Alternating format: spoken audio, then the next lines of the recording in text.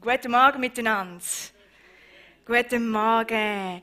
Hey, wir sind vor gut 2 Wochen in die Predigtserie Shine Bright gestartet. Und ich will zum Start einen kurzen Rückblick machen, wie vielleicht die einen von euch nicht die ganze Zeit rum sind oder die anderen brauchen nochmal so ein bisschen einen Refresher, was genau gekommen ist. Es war nämlich super gewesen. Vor 2 Wochen hat Joni gestartet mit einer sensationellen Predigt. Er hat sein Herz mit uns geteilt zum Thema Gebet. Und er hat gesagt, dass von dieser Shine Bright, dass der Anfang ist, im Gebet. Wenn wir ins Gebet gehen, wenn wir für unser Umfeld beten, wenn wir für Menschen in unserem Umfeld beten, aber auch für uns selber. Und ich finde, er hat so gut aufgezeigt, die Kraft vom Gebet. Hey, unterschätzen wir nicht, was das Gebet für eine Sprengkraft hat. Und dann sind wir am 2. Sonntag gegangen. Der Elias hat uns so drin genommen in die Hoffnung, die wir haben, wenn wir mit Jesus unterwegs sind. Die Hoffnung, die wir bekommen haben durch Jesus. Einerseits im Heute, im Jetzt, die Hoffnung, die ich habe, aber auch in der Zukunft, wenn das Leben irgendwann da vorbei ist, auf dieser Erde. Und ich möchte dich ermutigen, wenn du da innen sitzt und du sagst, hey, ich brauche ein Stückchen mehr von dieser Hoffnung, dann lass die Predigt nach. Er hat es so gut und ermutigend aufgezeigt, hey, wo dass du die Hoffnung findest und wie wir die Hoffnung weiterbringen können. Shine bright, oder? Die Hoffnung können rausleuchten zu den Menschen raus. Es lohnt sich zum Nachlesen, es ist enorm ermutigend und hey, lass dir das nicht entgehen. Heute gehen wir in den 3. und in den letzten Teil von dieser Shine Bright Serie. Wir legen einen mega grossen Fokus auf die Shine Bright Season, wo wir vor ein paar Wochen so darüber geredet haben und gestartet haben. Weil wir glauben, dass es den Menschen besser geht, wenn sie Jesus erleben, wenn sie Jesus in ihrem Leben dürfen entdecken und dürfen ihn erfahren. Und das ist unser Ansporn, wieso dass wir die Shine Bright Season machen. Weil wir glauben, hey, du und ich, wir haben einen Gott, der in uns lebt, einen Gott, der so eine Kraft hat, einen Gott, der Menschen begegnen kann, der Menschen verändern kann, der die Welt zu einem besseren Ort machen kann, dass Menschen dürfen aufblühen.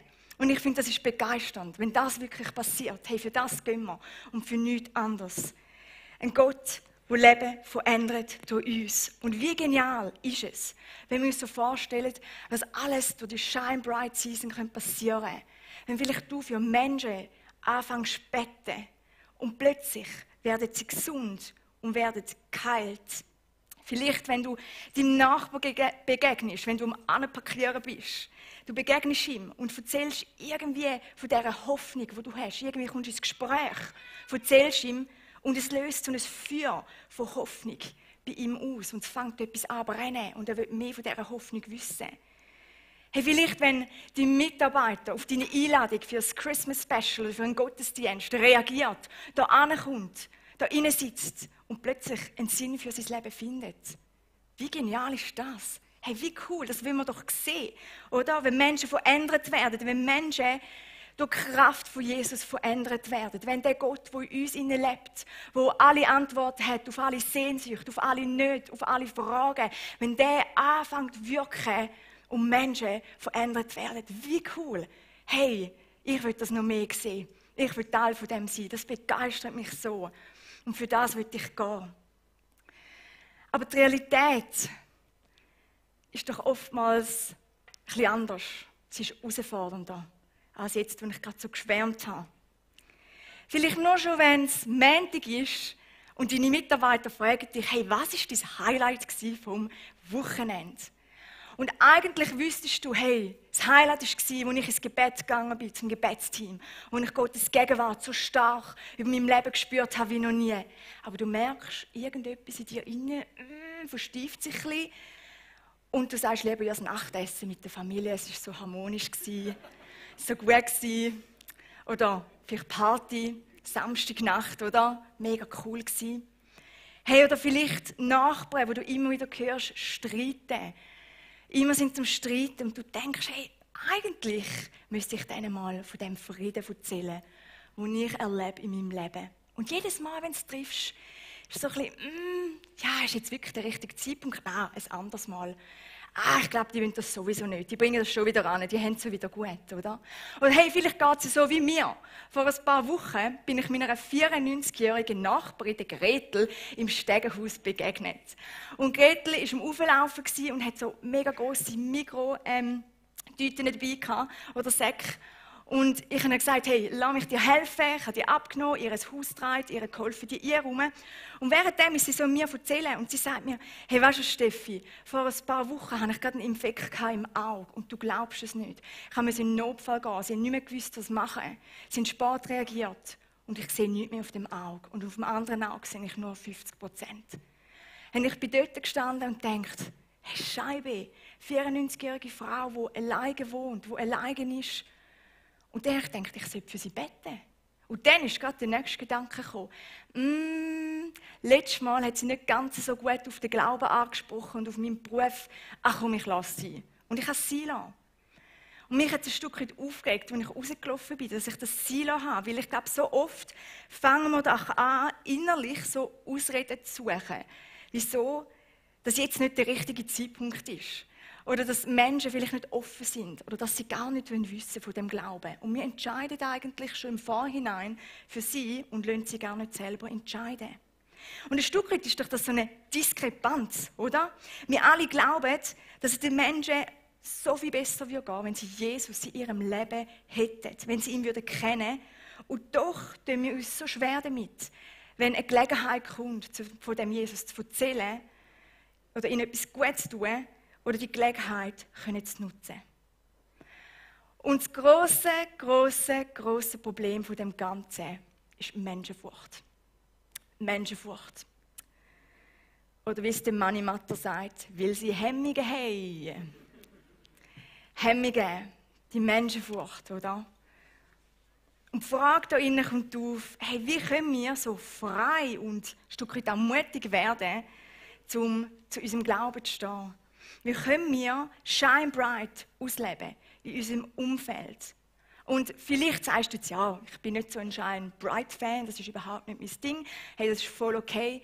Auch ich würde sagen, das Thema Menschenfurcht, das geht so viel weiter. Es geht ja in jedem Bereich von unserem Leben, oder? Es ist nicht nur bei Shine Bright, wo wir Jesus rausleuchten lassen wollen. Und das wollen wir heute Morgen miteinander anschauen. Und ich hoffe, wir sind dabei, sind ready. Wenn ja, gib einen leichten Ellbogen deinem Nachbarn. Vielleicht fällt es schon grösst, ein bisschen mehr. Problematik, Menschenfurcht. Wir schauen gerade mal miteinander an, was das Internet zu Furcht sagt. Ich bin nämlich googeln und ich habe dort gefunden, auf Wikipedia, Furcht ist das Gefühl einer Bedrohung. Sie bezeichnet die Reaktion der Psyche auf eine gegenwärtige oder vorausgeahnte Gefahr. Also Furcht ist ein Gefühl von einer Bedrohung. Und die Frage ist ja, woher kommt denn die Menschenfurcht und wie zeigt sie sich genau in meinem oder in unserem Leben? Wir alle haben Grundbedürfnisse. Grundbedürfnisse von Liebe, angenommen sein, Zugehörigkeit. Wir haben die Grundbedürfnisse. Wir wollen geliebt werden, oder? Das ist so tief in uns Menschen. Wir sehen das nur schon einem kleinen Baby. Das wird geliebt werden, das wird angenommen sein, die Zugehörigkeit von Mami, Papi, Familie. Und das tief verankerte Bedürfnis, das geht nicht einfach weg über die Jahre, sondern es bleibt in uns inne, wie wir geliebt werden wollen.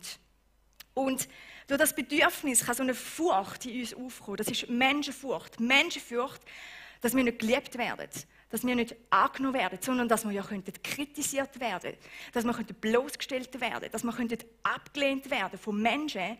Und aus diesem Grund führt es dazu, dass wir uns anders verhalten, dass wir eben geliebt werden. Und das kann so aussehen, dass du vielleicht in einer Gruppe bist und eigentlich wärst du eine sehr offene Person, aber plötzlich wirst du enorm ruhig und getraust dich nichts mehr zu sagen oder zu deiner Meinung zu stehen. Es kann so aussehen, dass du andere Meinungen von Menschen enorm stark gewichtest und deine Meinung gerade zurücknimmst. Du hast eine viel größere Selbstbeachtung, oder? Es kann so sein, dass du sogar lügst, dass du unsicher wirst, dass du nach Anerkennung strebst. Es kann aber auch zu einem instabilen Glauben führen und es kann einem inaktiv und unentschlossen werden lassen. Und alles in allem bedeutet das, du bist gar nicht mehr dich selber, sondern du bist einfach jemand anders, wie du dich verstellst. Hey, Menschenfurcht, das ist so eine Gefangenschaft. Menschenfurcht nimmt uns die Freiheit. Und wisst ihr was, wenn Menschenfurcht aufkommt, müssen wir mal schauen, der Fokus von meinem Gegenüber schweift immer ab, zurück auf mich. Plötzlich bin nur noch ich und meine Gefühle und die Gefahr im Fokus. Und nicht mehr mein Gegenüber. Das Gute ist, jede Person kennt Menschenfurcht. Das ist doch noch entlastend, oder? Falls du denkst, oh, bin ich die Einzige, predigt sie zu mir. Jede Person kennt auf irgendeine Art und Weise Menschenfurcht. Die einen haben es mehr als die anderen oder verschiedene Situationen. Und ich glaube, manchmal können wir das schnell als Entschuldigung brauchen oder als eine Ausrede brauchen. Aber wisst ihr was? Ich habe eine gute Nachricht für dich heute Morgen. Du hast sie in der Hand. Du hast sie in der Hand. Und du kannst immer mehr frei werden von dieser Menschenfurcht. Wie Gott will, dass du in eine Freiheit kommst. Gott hat noch so viel einen grösseren Plan für dich. Und er will, dass du dort trainieren laufen und nicht musst hinter Gitter sein, von dieser Menschenfurcht gefangen. Sondern er hat eine Freiheit für dich parat. Und das wollen wir miteinander anschauen. Wenn wir durch die Bibel durchgehen, vielleicht ist euch auch schon aufgefallen, hey, es sind so viele Menschen und die haben eine Menschenfurcht, oder? Die zweifeln, die ihr Gegenüber sehen und denken, oh nein, das lesen wir im Alten Testament, wir lesen jetzt im Neuen Testament und jemand kommt mir im Neuen Testament immer gerade in den Sinn. Und zwar ist das einer der Jünger, der Petrus, oder? Der Petrus war der, wo Jesus auf dem Weg war zu seinem, also zum Verhör und zu der Kreuzigung, hat der Jesus 3-mal verleugnet. Er hat gesagt, nein, ich bin kein Jünger aus Menschenfurcht, den Jesus kenne ich nicht und nein, ich habe nichts mit ihm zu tun, wird dann niemals etwas mit ihm zu tun haben. Und der Petrus, der so eine Menschenfurcht hatte, zu dieser Zeit, sehen wir später, ein paar Monate später, wie er in der Apostelgeschichte ganz anders reagiert. Und ich möchte euch reinnehmen, es ist Apostelgeschichte 3 und 4. Und wie es ein recht langer Text ist, möchte ich euch einen Teil erzählen und einen Teil werden wir miteinander lesen. Es ist nämlich die Geschichte, wo Johannes und der Petrus auf dem Weg sind zum Tempel. Und wo sie auf dem Weg zum Tempel sind, begegnen sie einem gelähmten Mann. Der gelähmte Mann, der ist schon seit Kind auf, also seit er geboren wurde, ist gelähmt, tagtäglich dort und er ist am Betteln. Das ist eigentlich noch ein guter Art, oder? Und er sagt, gebt mir Silber, gebt mir Gold, bitte, bitte, bitte, er bettelt. Und der Petrus schaut ihn an und sagt, hey, wir haben ja kein Silber und kein Gold, aber das, was ich habe, kann ich dir geben. Im Namen von Jesus von Nazareth, steh auf und geh. Was passiert? Der Gelähmte wird geheilt, er merkt, wie Kraft in seine Beine kommt, er steht auf, er fängt an zu jubeln, er kann es kaum glauben, weil er wahrscheinlich er ist noch nie gestanden, nicht wahrscheinlich. Und er ist geheilt. Der Gelähmte ist geheilt worden. Durch die Kraft von Jesus. Jetzt könnt ihr euch vorstellen, was passiert, wenn so einer geheilt wird, der jahrelang immer dort sitzt. Es gibt eine riesige Traube von Menschen um den Petrus und den Johannes herum. Oder? Und sie laufen ihnen nach, sie gehen in den Tempel, die Johannes und der Petrus, die laufen ihnen nach. Und der Petrus denkt, weißt du was, die Gelegenheit, die nutze ich jetzt gerade. Und ich erzähle denen, wer ihn wirklich gelähmt hat. Und er fängt an, predigen. Und er redet von dieser Gnade, er redet von dieser Liebe, er redet von Jesus. Und am Schluss sagt er noch, kehrt jetzt also um und wendet euch ihm, dem Herrn, zu, damit er die Schuld auslöscht, die ihr durch eure Verfehlungen auf euch geladen habt. Also recht klar predigt er zu ihnen. Und dann, wo sie so am Predigen sind, plötzlich steht die Tempelwacht da. Die Tempelwacht kommt und sagt, hey, es geht nicht da innen, könnt gerade mitkommen vor den Hohen Rat. Gut, sie sind festgenommen worden und jetzt lesen wir miteinander 5 Verse, wie der Hohe Rat so ein bisschen über die ganze Situation redet, Meinung austauscht und schlussendlich was Fazit ist. Apostelgeschichte 4, 13 bis 18. Die Unerschrockenheit, mit der Petrus und Johannes sich verteidigten, machte großen Eindruck auf die Mitglieder des Hohen Rates, zumal es sich bei den beiden offensichtlich um einfache Leute ohne besondere Ausbildung in der Heiligen Schrift handelte. Sie wussten, dass Petrus und Johannes mit Jesus zusammen gewesen waren, aber sie hatten nichts in der Hand, um ihnen zu widersprechen. Denn der gelähmt gewesen war, stand bei den Aposteln und jedermann konnte sehen, dass er geheilt war. Sie ließen Petrus und Johannes aus dem Sitzungssaal führen, um miteinander über das weitere Vorgehen zu beraten. Wie sollen wir mit diesem Menschen verfahren? Überlegten sie. Es ist nun einmal unzweifelhaft ein Wunder durch sie geschehen. Und alle Einwohner Jerusalems haben davon erfahren. Daher hat es keinen Sinn, wenn wir die Heilung abstreiten. Doch darf sich die Botschaft von diesem Jesus auf keinen Fall noch weiter unter der Bevölkerung verbreiten. Deshalb wollen wir ihnen unter Strafandrohung verbieten, in Zukunft irgendeinem Menschen gegenüber seinem Namen auch nur zu erwähnen. Nachdem sie die Apostel wieder hereingerufen hatten, untersagten sie ihnen mit allem Nachdruck, jemals wieder öffentlich über Jesus zu sprechen oder unter Berufung auf seinem Namen als Lehrer aufzutreten. Also der Hohe Rat hat beschlossen, dass sie die Johannes und den Petrus wieder freilassen, sie dürfen gehen, aber sie dürfen nie mehr über Jesus predigen, lehren oder nur schon den Namen ins Maul nehmen. Und sie haben ihnen mit einer Strafandrohung gedroht. Das bedeutet, sie würden wahrscheinlich ins römische Gefängnis gerührt werden. Ich weiss jetzt nicht, wie du in so einer Situation wirst umgehen. Aber ich glaube, in dem Moment hätte ich wahrscheinlich gesagt, okay, voll easy. Ist gut, ich sage nichts mehr, aber ich will gehen und will es wahrscheinlich trotzdem machen. Weil, wenn ich mir so das römische Gefängnis vorstelle, dann glaube ich, wäre das nicht der schönste Platz, um dort zu verbringen. Es sind doch nochmal andere Gefängnisse als bei uns in der Schweiz. Aber der Petrus und der Johannes haben anders reagiert. Sie haben gesagt, urteilt selbst, ob es vor Gott recht ist, euch mehr zu gehorchen als ihm. Und ist es auf jeden Fall unmöglich, nicht von dem zu reden, was wir gesehen oder und gehört haben. Also Petrus und Johannes antworten, indem sie sagen, hey, wir können nicht schweigen, wir können nicht ruhig sein von dem, was wir gesehen haben, von dem, was wir erlebt haben. Es ist so gewaltig gewesen, wir können das nicht für uns behalten. Nicht einmal das Gefängnis, mit dem wir können uns davon abhalten oder können uns drohen. Sondern nein, die Liebe von Gott, die Liebe von Jesus, seine Gnade, das treibt sie an, um noch mehr zu erzählen. Und ich habe mir mal überlegt, wie das so in meinem Leben ist und so ein bisschen in meinem Umfeld. Und mir ist plötzlich in den Sinn gekommen, dass ich auch so Freundinnen habe, die sehr ähnlich reagiert haben. Und zwar, wo sie den Alpha-Life-Kurs gemacht haben. Sie haben nämlich die Liebe und die Gnade von Jesus so erlebt, dass sie nicht anders können, als von dem Jesus zu erzählen. Ich habe eine Freundin, ich weiss noch, die hat monatelang, nachdem sie die Liebe erlebt hat, immer wieder, jeden Sonntag Leute eingeladen in den Gottesdienst, wie sie gesagt haben, hey, du musst das erleben, du musst das selber für dich sehen.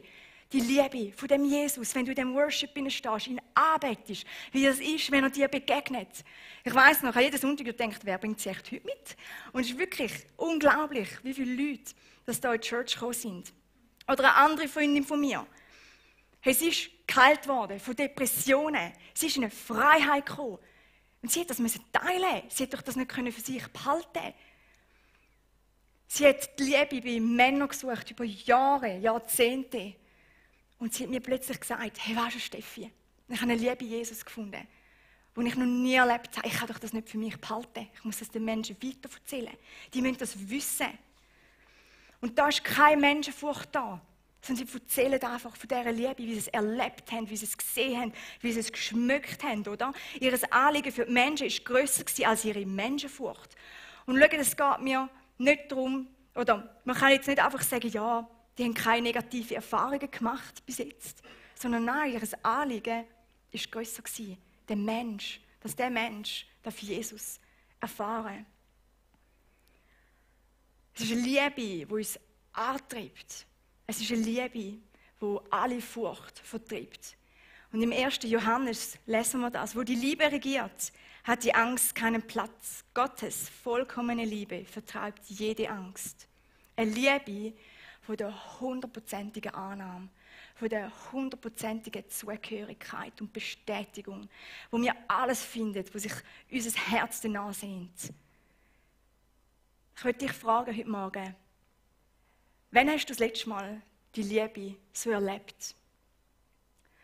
Und bist du begeistert von dieser Liebe? Oder ist es vielleicht selbstverständlich geworden? Über die Jahre, über die Zeit?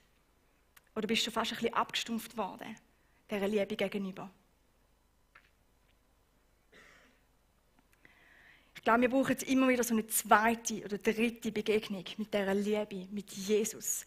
Weil die Liebe, die bringt uns in Bewegung. Die Liebe, die schenkt uns eine Betroffenheit gegenüber den Menschen, die die Liebe noch nicht haben und sie eigentlich bräuchten. Oder wir brauchen eine neue Offenbarung, wie gut er ist. So eine neue Begegnung. Und Ich erlebe es immer wieder, ein Ort, wo ich so Begegnungen habe, ist im Gebet. Oder wie der Joni gesagt hat, hey, das Gebet, das so eine Kraft hat. Dort erlebe ich und bin ich mir wieder neu bewusst, was ich für eine Hoffnung habe, was für eine Liebe Gott mir schenkt, wer er überhaupt ist, wer ich in ihm bin. Und wisst ihr was, es fängt mich an zu bewegen. Und ich gehe anders aus dem Gebet raus, wenn ich nachher Menschen begegne. Hey, ich sehe sie anders. Ich darf sie mit einem anderen Blick sehen. Und dann ist es nicht einfach ein To-Do. Ich muss nach dem Arbeiten auf Menschen zugehen und die Kärtchen verteilen. Sondern hey, dann kommt es aus einer Betroffenheit raus und ich kann nicht anders. Ich will ihnen ein Kärtchen geben. Ich will sie einladen. Weil ich die Liebe neu erfahren habe. Weil ich die Liebe nicht für selbstverständlich nehme. Und die Geschichte ruft uns zu, uns immer wieder nach so einer Begegnung mit Jesus, nach seiner Liebe auszustrecken. Und ich will das uns allen heute Morgen zurufen, dass wir uns immer wieder nach dieser Begegnung mit ihm sehnen, nach dieser Liebe.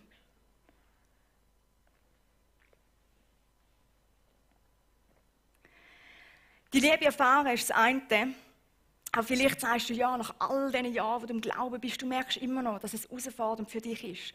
Dass Menschenfurcht immer noch recht einen grossen Teil in deinem Leben einnimmt. Und da ist immer noch die Frage, wie werden wir denn wirklich frei von dieser Menschenfurcht? Und ich habe noch ein Zitat mitgebracht von einem deutschen Philosoph, vom Johann. Und der Johann sagt, Menschenfurcht und Menschengefälligkeit sind die zwei gefährlichsten Klippen, an denen unser Gewissen am ehesten Schiffbruch erleiden kann, wenn unser Lehrer und Meister nicht am Ruder sitzt. Also sobald Menschen am Ruder von unserem Lebensboot sitzen und dort die Steuer in die Hand nehmen, kommt Menschenfurcht bei uns auf. Und darum braucht es Gott. Gott, der am Ruder sitzt und wo unser Lebensboot rudert und vorwärts bringt. Gott, wo wir fürchten. Und schau, die Gottesfurcht ist das Gegenteil von der Menschenfurcht. Mehr Gottesfurcht macht uns frei von Menschenfurcht. Weil wenn wir Menschenfurcht haben, dann ersetzen wir eigentlich Gott mit einem Menschen. Dann fürchten wir den Menschen so viel mehr. Wir sehen ihn mächtiger, wir sehen ihn grösser, als so viel besser. Wir ersetzen ihn, er ist wichtiger. Und zum Menschenfurcht loswerden, müssen wir stärkere Gottesfurcht haben oder mehr Gottesfurcht haben. Gottesfurcht bedeutet nichts anderes als Respekt vor Gott haben, Ehrfurcht, Achtung. Es wird auch übersetzt im Hebräischen, von uns unterwerfen von ihm und ihn fürchten und ihn hochheben als unser Gott. Und ich würde dich fragen, welche Furcht ist grösser in deinem Leben? Was Gott über dich sagt oder was Menschen über dich sagen? Sind Menschen grösser in deinem Leben oder ist Gott grösser in deinem Leben? Der Willi Meurer hat auch so ein gutes Zitat geschrieben, schreibt viele gute Zitate. Er hat so etwas Tiefes geschrieben in einem kleinen Satz: Wer vor Gott kniet, kann vor dem Menschen stehen. Wer vor Gott knien lässt und Furcht hat, der kann vor dem Menschen anstehen und hat keine Menschenfurcht. Und ich bringe den Vergleich, wie wenn wir verliebt sind, oder? Ich glaube, normalerweise ist es wichtig, was unsere Familie sagt oder denkt, was unsere Freunde denken. Aber ich bin sicher, euch ist einmal schon so gegangen, dass wenn ihr einen Schwarm habt, wenn ihr verliebt sind, dann ist es so egal, was die denken, oder? Vielleicht können die einen Eltern da innen das nachvollziehen mit ihren Kindern. Dann ist es so egal. Sondern du schaust nur noch, was dein Schwarm denkt, was er findet, was er sagt. Alles andere zählt nicht, ist egal. Hey, und es ist genau gleich so mit der Gottesfurcht, oder? Wenn wir auf Gott fokussieren, wenn wir auf ihn ausgerichtet sind, dann ist es plötzlich egal, was Menschen denken, was sie könnten sagen, was sie könnten tun. Sondern es geht um ihn, nur um ihn allein. Und die Furcht sagt auch etwas über unsere Identität aus. Je mehr ich meine Identität in Jesus bewusst bin, desto mehr schrumpft meine Menschenfurcht. Ein Theologe hat sogar gesagt, dass meine Furcht eigentlich ein Gradmesser ist für meine Identität. Das ist eine krasse Aussage, aber ich habe mir das überlegt. Und ja, ich glaube, das stimmt. Und Gottesfurcht geht noch weiter, oder? Es bedeutet nicht nur dem zustimmen, was Gott sagt und das wichtiger halten, sondern bin ich auch bereit, das zu glauben und das zu tun und das auszulaufen. Ich will in Lukas hineingehen, Lukas 12, und dort ist so ein Abschnitt, wo das Ganze recht bestätigt. Es sind sehr, sehr klare Worte. Ich warne euch schon mal ein bisschen im Voraus. Aber es steht in der Bibel, darum darf ich es bringen. Lukas 12, 4-9. Meine Freunde, ich sage euch, fürchtet euch nicht vor denen, die euch das irdische Leben nehmen können. Sie können euch darüber hinaus nichts anhaben. Ich will euch sagen, wenn ihr fürchten müsst. Fürchtet den, der nicht nur töten kann, sondern auch die Macht hat, in die Hölle zu werfen. Ja, ich sage euch, ihr müsst ihr fürchten. Denkt doch einmal an die Spatzen. 5 Spatzen kosten nicht mehr als 2 Groschen. Und doch vergisst Gott keinen einzigen von ihnen. Und bei euch sind sogar die Haare auf dem Kopf gezählt. Seid darum ohne Furcht. Ihr seid mehr wert als eine noch so große Menge Spatzen. Wow, hey, ein knallharter Text. So klare Aussagen, aber ich finde es so gut, weil es ist so die Wahrheit, oder? Der Lukas ruft uns zu, hey, Gott will nicht, dass wir von Angst beherrscht werden. Er will nicht, dass wir Angst vor Menschen haben. Es ist ein Gott mit einer grösseren Perspektive, mit einer Perspektive, die über das irdische Leben raussieht. Und ich glaube, manchmal vergessen wir ein bisschen die Perspektive. Das merke ich in meinem Leben. Ich sehe nur noch das Jetzt. Aber wisst ihr was? Für unser Umfeld, für unsere Familie, für unsere Freunde geht es irgendwann auch weiter, nach dem irdischen Leben. Und Gott will mit uns zusammen sein Reich auf dieser Erde bauen. Hey, er will dich brauchen, er hat dich berufen. Und wisst ihr, was mit Berufung immer kommt? Es kommt Befähigkeit. Er hat dich befähigt und er gibt dir alles, was du brauchst. Er rüstet dich aus, um da schon shine bright leben, um da das Reich Gottes bauen. Ich finde es so genial, wie da steht, oder? Hey, er sieht alle Haare auf deinem Kopf, er hat jedes einzelne Haar zählt. Hey, wenn er sogar den Spatzen schaut, wie viel mehr schaut er für dich? Das ist so ein Versprechen, dass er schon in deinem Mann ist, in deinem Übermann ist, dass er dich sieht und dass er mit dir unterwegs ist. Er hat es im Griff. Er hat alles, was du brauchst für den heutigen Tag. Und er gibt dir das. Und ich finde, es ist ein riesiges Versprechen in dieser grossen Herausforderung. Ein riesiges Versprechen. Und um gottesfürchtiger zu werden, müssen wir immer wieder die Versprechen, die Wahrheit über uns aussprechen. Was er sagt und nicht nur aussprechen, sondern auch anfangen zu glauben, in unserem Herzen, das tief sinken lassen. Ich möchte euch zum Schluss noch so 5 Punkte geben, wie wir immer mehr in eine Freiheit hineinlaufen. Wie wir immer mehr von dieser Menschenfurcht in eine Gottesfurcht hineinlaufen. Und der erste Punkt ist es Anerkennen, dass ich Menschenfurcht habe. Es Anerkennen, es Einsehen, weil ohne Einsicht merken wir gar nicht, was wir eigentlich ändern können. Wir müssen es anerkennen, wir müssen es uns eingestehen. Und manchmal tut es gut, vielleicht sagen, hey, ja, da habe ich jetzt Menschenfurcht. Und da fällt es mir schwer. Der zweite Punkt ist Buße tun und umkehren. Weil, wenn wir Gott am Sonntag so arbeiten, aber am Montag rühren wir alles wieder weg und denken nicht an ihn, handeln anders. Hey, das ist eine Zielverfehlung. Und Gottesfurcht hat auch damit zu tun, immer wieder Buße tun, vor Gott kommen, sich unterwerfen, dass er unsere Sünden vergeben kann, dass ihm anlegen. Der nächste Punkt ist, hey, beobachte deine Menschenfurcht. Überleg dir, wo es dir schwerfällt. Überleg dir, was du vielleicht extra machst. Oder was du aus Menschenfurcht machst. Oder was du vielleicht nicht würdest machen, wenn du keine Menschenfurcht hättest. Beobachte deine Menschenfurcht. Vielleicht, wo wäre ein riesiges Potenzial, das dich zurückhaltet wegen deiner Menschenfurcht. Wo du dich einengen lässt von dieser Furcht. Wo du nicht in das Potenzial kannst reinlaufen oder auslaufen. Fokussiere dich auf Gott. Wir sehen im Alten Testament so oft, wie Gott zum Volk Israel redet. Gerade im ersten Josua ist es, wo er ihm sagt, hey, bist mutig, bist stark und fokussiert euch auf mich, weil ich, euer Gott, bin mit euch. Hey, es ruft ihm das zu, dass sie, wenn ein anderes Volk kommt, wenn ein Krieg herrscht, dass sie sich auf ihn fokussieren. Wenn sie die Riesen sehen, dass sie sich auf ihn fokussieren, dass sie den grössten Gott an ihrer Seite haben, dass er mit ihnen mitkämpft. Und für das brauchen wir Gottes Wort, oder? Das haben wir schon so oft gesagt, aber es ist so wichtig. Die Bibel. dass wir mit seinem Wort kämpfen. Und ganz ehrlich, ich muss das immer wieder anwenden. Hey, für mich ist es auch nicht einfach, zum Shine Bright Actions einfach so machen oder zum auf Menschen zugehen, zum auf Nachbarn zugehen. Aber ich muss mir bewusst manchmal die Bibelverse zusprechen. Ich muss mir sagen, hey, weißt du was? Philippa, du Gott, du Jesus Christus, ich kann alles durch ihn, weil er ist der, der mich befähigt und der mich berufen hat. Oder vor ein paar Monaten ist eine Frau auf mich zugekommen, gerade bevor ich hier angefangen habe zu predigen, und sie sagte zu mir, hey Steffi, macht es dir nicht mega viel aus, da oben stehen, so ausgestellt gewesen, und was denken all die Leute über dich? Und dann haben wir so überlegt, ich dachte, nein, wirklich, ich will mehr Gottesfurcht haben, ich will auf das schauen, was er durch mich euch sagen will, weil er mich berufen hat und er mich befähigt, und da geht es null um mich.